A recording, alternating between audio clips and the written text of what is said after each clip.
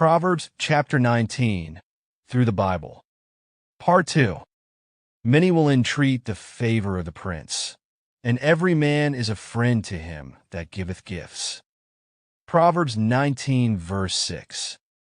Many will entreat the favor of the prince. We don't have a prince, but we write letters to our congressman and our governor, and sometimes even to our president when we want legislation passed.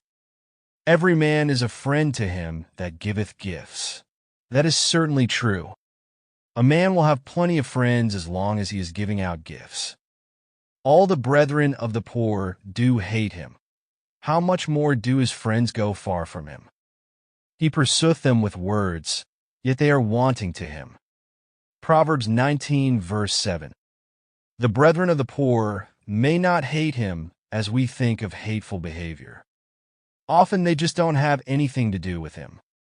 They ignore him.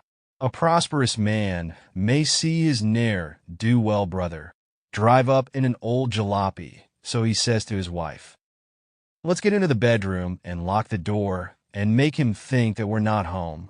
That is what it means to hate your brother. The poor don't do very well in this world, by the way. We hear so much from the people who campaign for office about how they're going to help us poor folk. The only thing they ever help me with is more taxes. Every time we have an election, my taxes go up. Every politician promises to give us some relief. No one has yet, and I don't think anyone will. My feeling is that the problems have mounted so that no man can solve them. No man, I don't care who he is able to solve the problems of the world today. Do you know what we need? We need politicians to call us back to God. We need someone to say, "Look, I don't have the answer to the world's problems. Let's turn to God for the answer. Let's serve Him. Let's pray to Him. Since we have tried everything else to solve our problems, wouldn't it be well for us to try God for a change? It would be far better for us to listen to God than to listen to so much television. We have heard everybody else and all their opinions on the talk shows. They have strutted across the stage of human events, and it hasn't been very impressive. We need to turn to God and listen to Him. A foolish son is the calamity of his father, and the contentions of a wife are a continual dropping. Proverbs 19, verse 13. Our last proverb about this matter said that when a man finds a wife, he has found a good thing.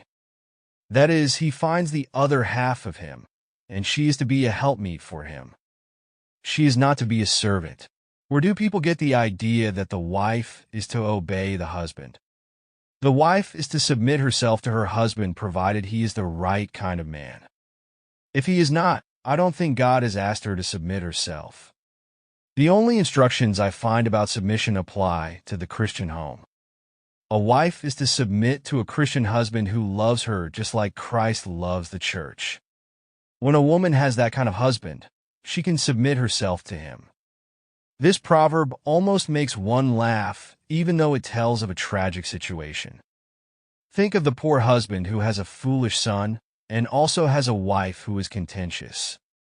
You can imagine what kind of a home he lives in. That is why it is so wonderful to find the right kind of a wife.